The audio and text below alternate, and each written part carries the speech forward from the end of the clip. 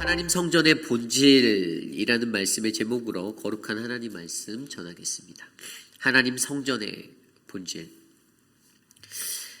여러분, 이 땅에 세워진 우리 교회, 회의빛 한인 장로 교회가 반드시 가져야 하는 교회된 모습으로서의 본질이 있습니다. 여러분들은 그 본질이 무엇이다라고 생각합니까?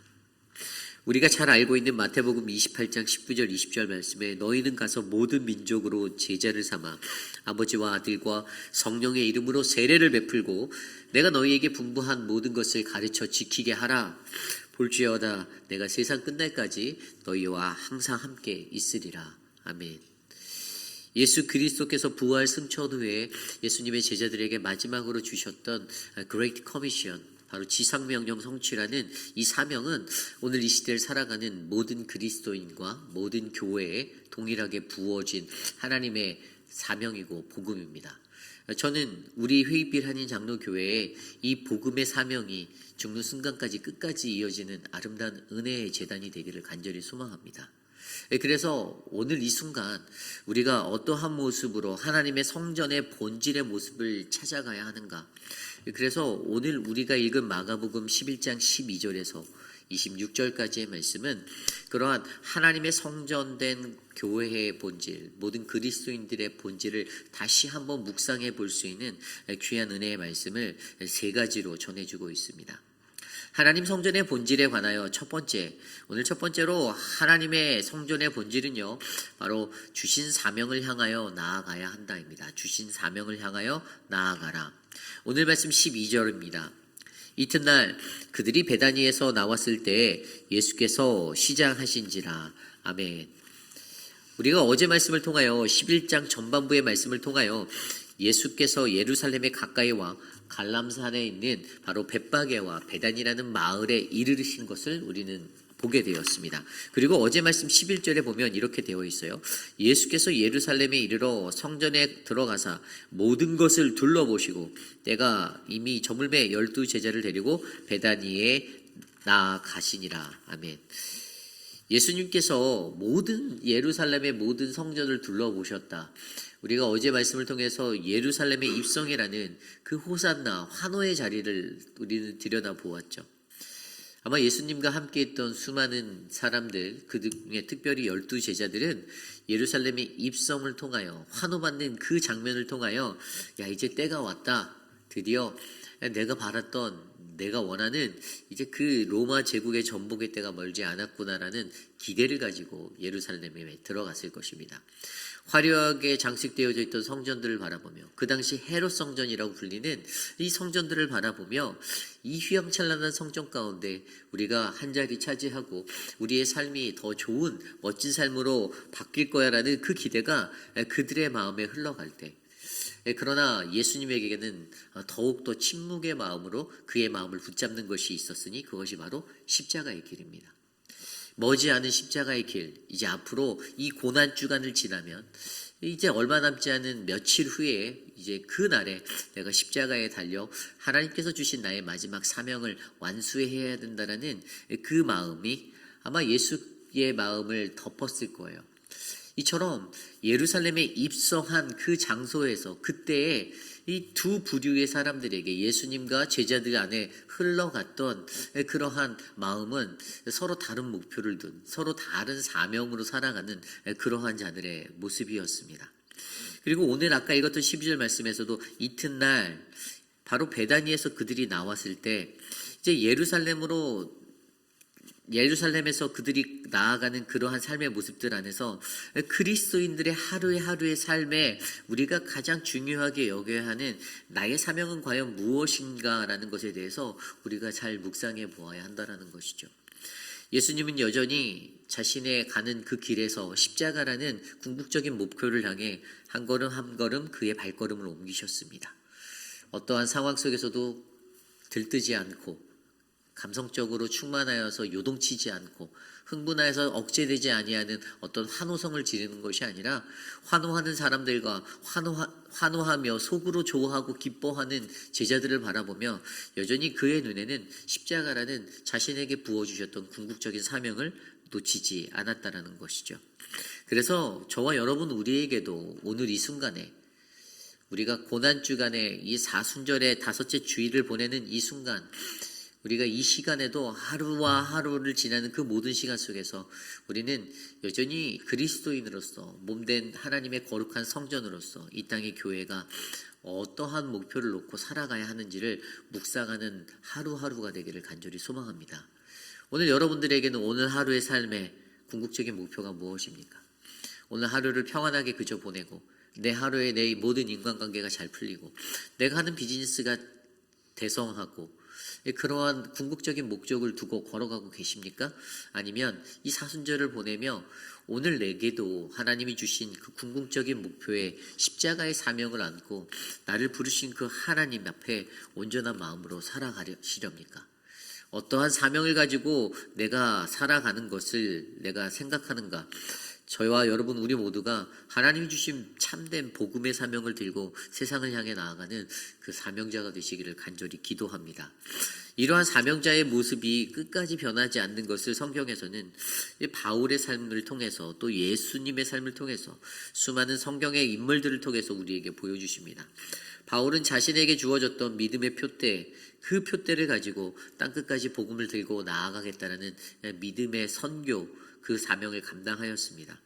어떠한 모습보다 하나님의 복음 앞에서 자신의 모든 것들을 내어버리고 헌신하며 나아갔던 사도 바울을 우리는 기억합니다. 그러나 세상에 살아가는 사람들이 다 사도 바울처럼 그렇게 헌신하며 하나님의 사명에 매달리면 좋은데 그렇지 않다라는 거예요. 때로는 요나라는 인물처럼 받아들이는 것 같고 거부하고 또 받아들이는 것 같으나 그러나 형식적인 순종을 행하며 온전한 순종이 아닌 많이 부족한 그러한 순종을 하며 살아가는 그리스도인들이 교회에 있다는 것입니다. 겉으로만 하나님 앞에 순종합니다라고 말하는 그러한 삶. 그래서 요나처럼 그들에게 아수르성의 그 니느웨에 하나님의 복음의 선포로 말미암아 그들이 심판받을 것들을 선포하였을 때 그는 동산에 올라 산에 올라 저들이 어떻게 멸망하는가를 지켜보고자 하는 그런 못된 심리로 거하는 그리스도인들도 세상에 있을 수 있다는 거예요. 전적으로 하나님을 내가 순종하는가 순종하지 못하는가 이러한 삶의 기록 가운데서 저와 여러분들은 사도 바울처럼 더 나아가 예수님처럼 믿음의 표대 십자가를 향하여 온전하게 나아가는 거룩한 삶 그 사명들을 끝까지 감당해내시기를 간절히 축원합니다. 저는 오늘 이곳에 계신 저와 여러분 우리 안에 그러한 사명의 은혜가 넘치는 그러한 하나님 성전의 본질이 잘 회복되는 우리 모두가 되시기를 간절히 축원합니다. 이것이 오늘 말씀의 첫 번째 하나님 성전의 본질 사명을 향하여 나아가라입니다. 오늘 두 번째로 하나님 성전의 본질 바로 하나님의 때에 열매를 맺는 삶을 살아야 한다입니다. 하나님의 때에 열매를 맺는 삶을 살아야 한다. 다른 말로 하면 이 성전의 기능 역할 바로 그 본질을 잘 감당해 하라입니다. 오늘 말씀은요 매우 특별한 그 본문 구조로 가지고 있습니다. 마태복음 11장 12절에서 26절까지의 말씀 앞뒤로 보면 무화과 나무를 저주하시는 그러한 예수님의 이야기가 처음에 나오고요. 그리고 중간에 15절부터 19절까지 성전을 심판하시는 예고가 나옵니다.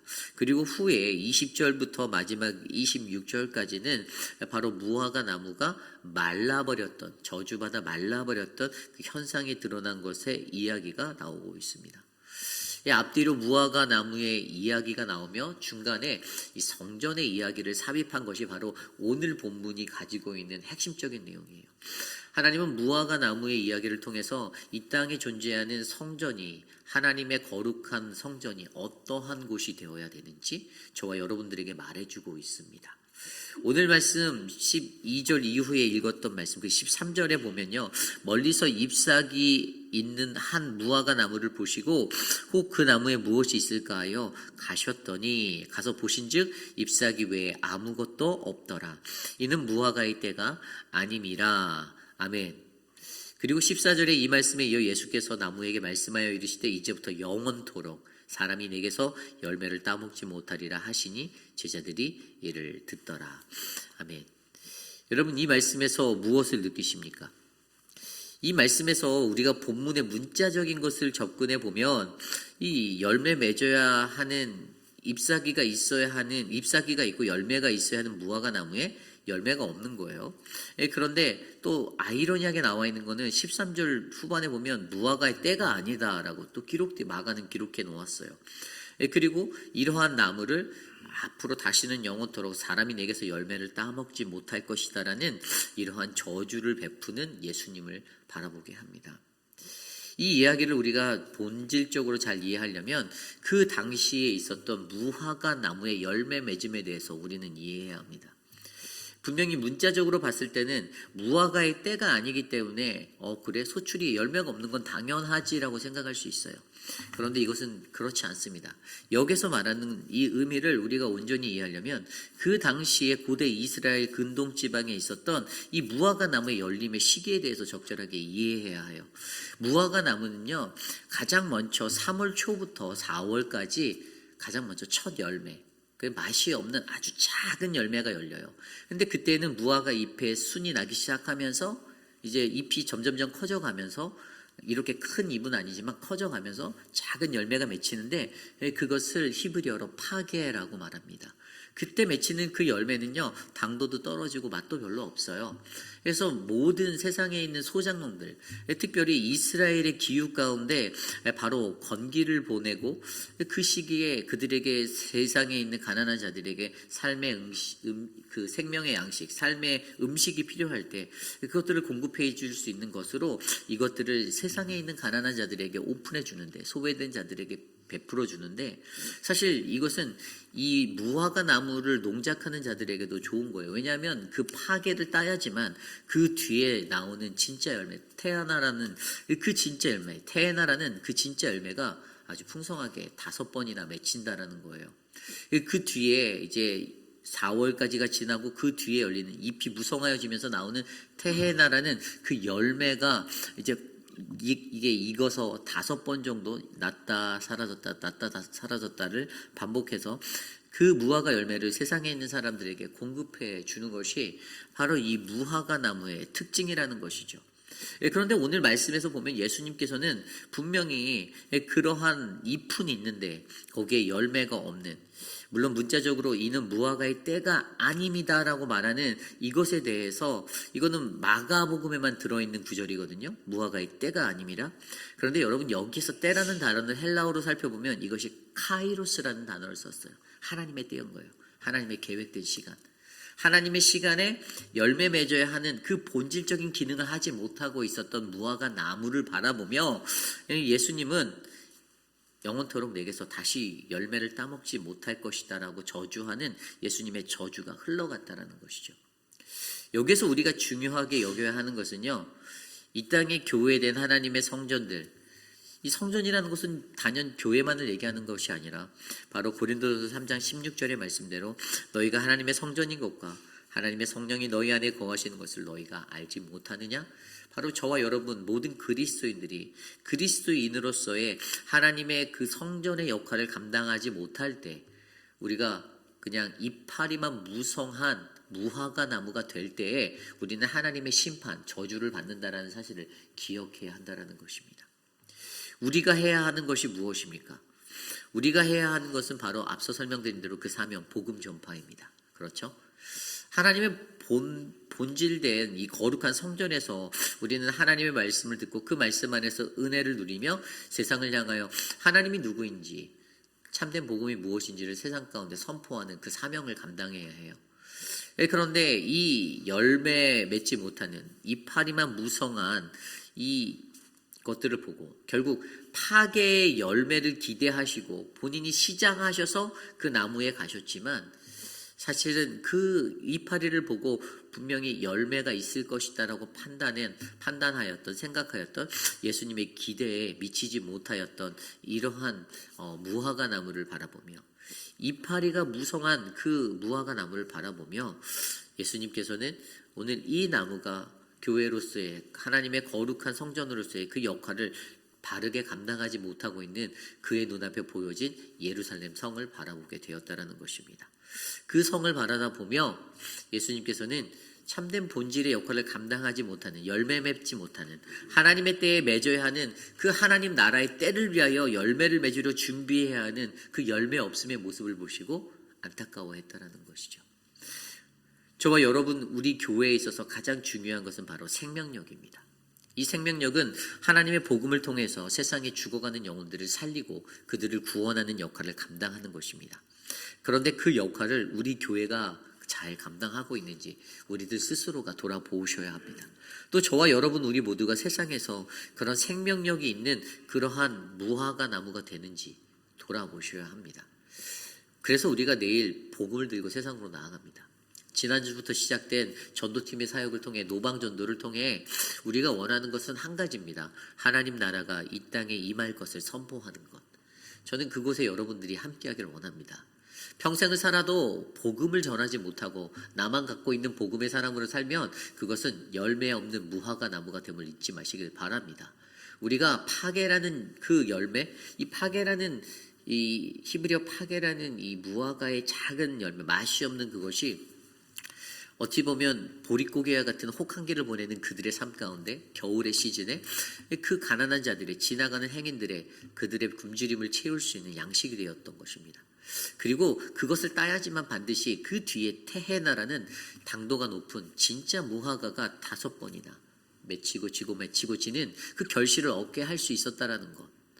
그러므로 오늘 이 시대를 살아가는 저와 여러분, 우리 모두가 외적으로만 화려한, 그래서 내실은 하나도 갖춰지지 않은 그런 위선과 거짓으로 가득한 성전이 되지 마시고, 하나님의 때를 알지 못해서 열매를 제대로 맺지 못하는 그런 이파리만 풍성한 것들이 되지 마시고, 진짜 내실이 가득 찬 복음으로 충만한, 내가 화려한 겉모습의 그리스도인이 아니라 하나님의 복음을 들고 세상 한복판에서 사람들이 나를 쳐다보고 나를 뚫어지게 보아도 끝까지 주님 외치고 그 복음 외치는 그 믿음의 한 사람, 그래서 열매 맺는 믿음의 한 사람 한 사람 되시기를 간절히 축원합니다.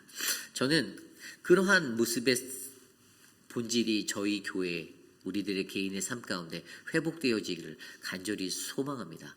하나님의 거룩한 나무는요, 하나님의 때에 반드시 풍성한 열매를 맺어야 합니다. 그리고 그 결실을 얻든지 못 얻든지 때에 따라 우리는 수고하여 땀 흘리며 하나님 나라를 이 땅 가운데 올바르게 선포해야 될 줄 믿습니다. 그래서 저와 여러분, 우리 모두가 이러한 하나님의 성전의 본질을 잘 회복하여 하나님의 때에 반드시 열매 맺는 성전의 본질의 역할을 바르게 감당하는 아름다운 교회, 주님의 성전 되시기를 간절히 축원합니다. 오늘 마지막으로 하나님의 성전의 본질, 바로 성전의 질서를 회복해야 한다는 것입니다. 성전의 질서를 회복하라. 오늘 말씀 15절 이후에 성전의 심판에 관한 이야기가 흘러나옵니다. 성전의 심판에 관한 이야기. 예수님께서 이 무화과 나무 이야기 사이에 샌드위치 같은 이야기 속에 아주 가장 알짜배기인 성전이라는 성전의 심판을, 이야기를 넣어 놓으셨습니다.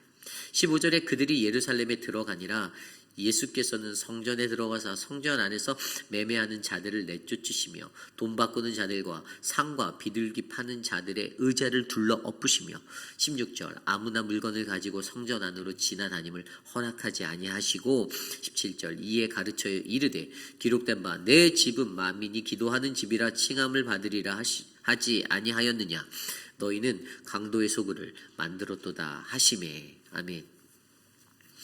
여기서 중요한 것은 이 이야기가 예수님이 화를 내신 이야기, 또 앞서 무화과 나무의 저주 이야기도 예수님이 화를 냈다라는 것에 포인트하는 어긋난 해석자들이 있습니다.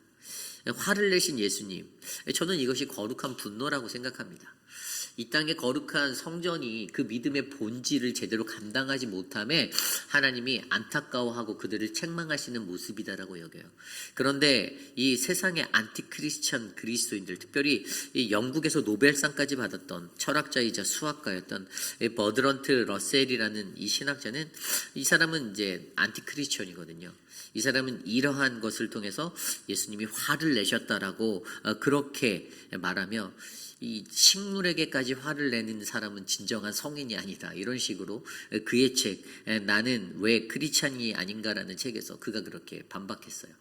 그리고 우리가 잘 알고 있는 알버트 슈바이처, 그 사람도 역사적 연구라는 자신의 저서에서 이 신자가 그 신자가 가져야 하는 그러한 모습들에 대해서 이것을 얘기하는 것에 있어서 예수가 화를 낸 이 모습에 포인트하여서 아마 예수가 부활해야 하는 그 십자가로 가기 전에 정신적인 충격이 있어서 힘들었기 때문에 이렇게 분을 냈을 거다라고 해석하는 어리석은 신학자들도 있습니다. 그러나 여러분, 여기에서 중요한 것은 예수님의 분노가, 예수님의 이 화내심이 왜 있었는가에서 우리가 포인트를 맞춰야겠죠. 그것은 앞서 설명드린 대로 거룩한 성전의 본질로서의 그 모습을 유지하지 못할 때, 가지지 못했을 때 하나님은 그들을 향한 안타까움으로 이러한 성전을 어지럽히고 질서를 어지럽히는 것에 대해서 화를 내고 계신다는 것에 주목하셔야만 돼요. 여러분, 오늘 그가 말한 17절의 핵심의 말씀은 내 집은 만민이 기도하는 집이다라는 이사야 56장 7절의 말씀을 인용했습니다. 그리고 그 뒤에 나와 있는 너희는 강도의 소굴을 만들었도다라 하는 말씀은 예레미야 7장 12절에 언급된 말씀이에요. 내 이름으로 일컬음을 받는 이 집이 너희 가운데 도둑의 소굴로 보이느냐라고 예레미야 선지자를 통해 하나님께서 그들에게 선포하신 말씀입니다. 하나님의 성전, 거룩한 성전은 어떠한 곳이 되어야 됩니까? 이것은 하나님의 평화가 임하는 곳이 되어야 합니다. 하나님의 참된 예배가 살아있는 곳이 되어야 돼요. 생명이 있어야 됩니다. 세상의 권세와 세상의 것들을 가지고 교회로 들어와 교회를 어지럽히면 안 된다는 것입니다. 세상의 법이 교회를 다스릴 수 없습니다. 교회는 하나님의 성지입니다. 거룩할 성자잖아요. 거룩한 곳이어야 돼요. 거룩한 것들로 이곳 안에서 오직 하나님의 복음과 하나님의 말씀과 그 은혜가 타올라야 하는 것입니다. 그런데 그러한 공동체가 되어야 하는데 그 공동체의 온전한 모습이 어떻게 됐습니까? 장사치들의 소굴이 되었습니다. 당연히 예루살렘 도성으로 해마다 올라오는 수많은 인파들 가운데 비록 예물을 준비하지 못한 자들이 이 이방인의 뜰이라는 그곳에서 어떤 물건을 사고 매매했다라고 알고 있죠. 그런데 여러분, 그 당시에 정확하게 보면 이러한 마켓, 그러한 사람들을 위해서 준비된 마켓이 예루살렘 성 외적인 곳에, 성 안이 아니라 성 외곽에 네 곳이나 정해져 있었어요. 그런데 그 당시에 권세자였던 그 황제가 이것들을 보고 이게 성 안에서 내가 장사하면 더 많은 돈을 벌 수 있다는 자신의 유익 때문에 그 다른 마켓들이 아닌 이 성전 안에 이방인들의 이 성전을 그러니까 성전 안에 장사를 할 수 있는 곳을 만들었다라는 것. 자금의 흐름 때문에 자신의 이익을 위해서 하나님의 성전을 더럽힌 이 모습 때문에 사람들이 그곳에 와서 거래를 하고 매매를 하고 자신이 준비해오지 못하였던 그 예물을 준비하는 그러한 현상들이 크게 일어났다는 것입니다. 그런데 여러분, 이러한 일들을 통해서 어떤 일들이 일어납니까? 로마의 화폐를 가지고 들어와서 성전 안에서는 성전의 화폐로 또 거래가 되어야 되는데 그러한 단위까지도 다 어지럽혀지게 되는 그 기준 없는 그러한 모습들이 성전을 덮었다라는 거예요. 질서가 없어진 거예요. 하나님의 성전은 하나님을 예배하는 터전으로서 사용되어져야 하고 하나님을 사랑하는 사람들이 모여 복음을 준비하는 거룩한 장소가 되어야 하는데 이곳이 변질되어져 버렸습니다. 그래서 그들에게 이 공동체에 하나님의 성전에는 어떤 질서가 필요하나 그것을 말씀해 주시는 게 20절부터 25절까지의 말씀이에요. 이 말씀을 들여다보면 교회의 공동체에 가장 필요한 세 가지를 보여주시는데 첫 번째가 믿음입니다. 22절입니다. 22절입니다. 예수께서 그들에게 대답하여 이르시되 하나님을 믿으라. 23절 내가 진실로 너희에게 이르니 누구든지 이 산더러 들리어 바다에 던져지라 하며 그 말하는 것이 이루어질 줄 믿고 마음에 의심하지 아니하면 그대로 되리라. 아멘. 교회 공동체에 어떤 것이 필요하다고요? 어떤 질서가? 믿음의 질서가 필요하다는 것입니다. 여러분, 하나님을 믿으라라고 말하는 것, 예수님의 제자들이 무엇을 물어봤습니까? 그 앞서 말씀 보면 베드로가 생각나서 여짜왔어요. 보소서, 저주하신 무화과 나무가 말랐습니다. 다음 날 아침에 지날 때 어제 예수님이 이렇게 한 거, 기적적인 것으로만 그들의 눈앞에는 오직 메말라버린 무화과 나무만 보였습니다. 그런데 그것이 본질이 아니잖아요. 메말라버린 그 무화과 나무에만 집중하는 것이 아니라 왜 그들이 메말랐는지를 생각해야 되는 거죠. 생명력이 없기 때문에 하나님께서 명하셨잖아요. 너희로 하여금 영원토록 사람이 내게서 열매를 따먹지 못할 것이다. 너는 앞으로 생명을 갖지 못한 존재가 될 것이야 라고 저주한 그것을 기억해야 하는데 그 영적인 의미는 캐치하지 못하고 그냥 말라 죽었네, 기적이 일어났네, 이것만 집중했던 베드로를 향해서 너희에게 믿음이 필요해. 하나님의 거룩한 성전에는 이 믿음이 필요해. 믿음이란 무엇이냐? 믿으면 그대로 된다.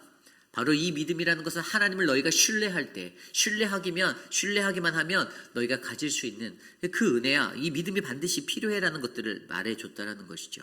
그리고 두 번째로 24절에 뭐라고 말씀하십니까? 그러므로 내가 너희에게 말하노니 무엇이든지 기도하고 구하는 것은 받은 줄로 믿으라. 그리하면 너희에게 그대로 되리라. 아멘. 기도하고 구하는 것. 바로 이 기도는 믿음의 표현이 되는 거잖아요. 너희가 믿는다라면, 진짜 믿는다라면 너희는 기도해야 돼. 기도하지 않는 자들은요, 믿음이 없는 사람들이에요. 왠지 아세요? 하나님이 기도하면 들어주신다라는 이 법칙을 알지 못한 채 나를 믿기 때문에 하나님께 간구하지도 않고 구하지도 않는 거예요. 그래서 공동체의 온전한 질서는 믿음 위에 기도와 간구로 채워지는 공동체가 되어줘야 된다는 것을 설명해 주고 있어요. 마지막으로 구하는 것이 무엇입니까? 바로 용서의 기도에 대해서, 용서에 대해서 얘기해 줘요. 25절입니다. 서서 기도할 때 아무에게나 혐의가 있거든 용서하라.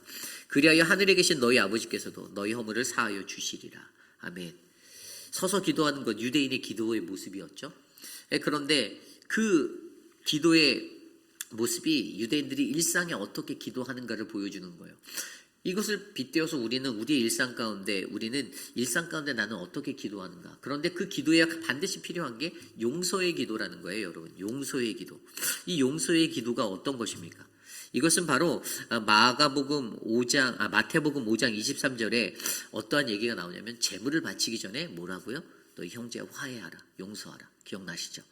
그리고 마태복음 6장 15절에도 너희가 사람의 잘못을 용서하지 아니하면 나의 아버지께서도 너희의 잘못을 용서하지 않을 것이다. 그러니까 용서가 얼마나 공동체 생활 안에 중요한 것인지를 가르쳐 주시면서 너희의 공동체의 온전한 질서는 믿음과 기도와 용서라는 이 삼박자가 채워져야 이것이 하나님의 거룩한 성전의 질서를 회복하는 아름다운 장소가 된다는 것입니다. 교회에서 무엇을 팔까? 어떻게 할까? 이것을 고민하기보다 가장 먼저 중요한 것은 교회에서 어떻게 나의 믿음을 드리고 어떻게 내가 기도하고 어떻게 내가 용서할 것인가를 고민하는 것이 올바른 성전, 하나님의 거룩한 교회라는 것이죠. 우리 교회 안에 이러한 질서가 있는지 점검해 보기 원합니다. 우리 교회의 건전한 질서, 내 가정에, 내 안에 하나님의 성전으로서 내가 이 질서를 가지고 신앙생활하고 있는지를 점검하시기를 바랍니다. 용서하지 못하고 분열된 것들, 교회가 몇 개로 막 나눠지는데, 공동체가 나눠지는데 그런 것이 중요한 게 아니면 그것이 보이면 기도해야 합니다. 가장 먼저 기도해야 돼요. 하나님, 기도합니다. 우리 공동체를 회복하십시오. 내 가정을, 나를 회복하십시오. 가장 쓰라리게 무너져가는 것이 내 자신인데 그것들을 감당하지 못한 채 다른 사람들의 허물만을 잡으려고 눈을 부릅뜨고 살아가는 그러한 거짓된 외식적인 이파리만 무성한 신앙인 되지 마시고 진정으로 하나님 앞에서 거룩한 믿음을 다해서 성전의 질서를 올바르게 회복하는 아름다운 그리스도인 저와 여러분 되시기를 간절히 축원합니다. 오늘 주신 말씀을 놓게 기도하기 원합니다. 하나님의 성전의 본질을 여러분 기억하시길 바랍니다. 성전의 크기, 사이즈, 외적인 것, 이파리만 무성한 것, 그것이 다가 아닙니다. 하나님의 진정한 성전이 여러분들이 되기 위해서 여러분들의 삶에는 사명을 향하여 나아가는 그 묵직함이 필요합니다. 요동치 않음이 필요합니다. 하나님의 때에 열매를 맺을 준비를 하기 위해서 하나님의 추수의 때를 기다리며 그 파괴의 열매가 없었던 그 것들을 바라보고 아파하는 마음이 필요합니다. 풍성한 열매를 얻기 위한 이 태나의 열매를 얻기 위한 그 결실을 위한 씨를 나는 뿌리고 있는지, 그리고 이 성전의 질서를 올바르게 회복하기 위해서 믿음과 기도와 용서를 가지고 우리 공동체를 바르게 세워가는 아름다운 성전, 바로 우리 모두의 성전 되시기를 간절히 축원합니다. 이 시간 이것을 놓고 함께 기도하겠습니다.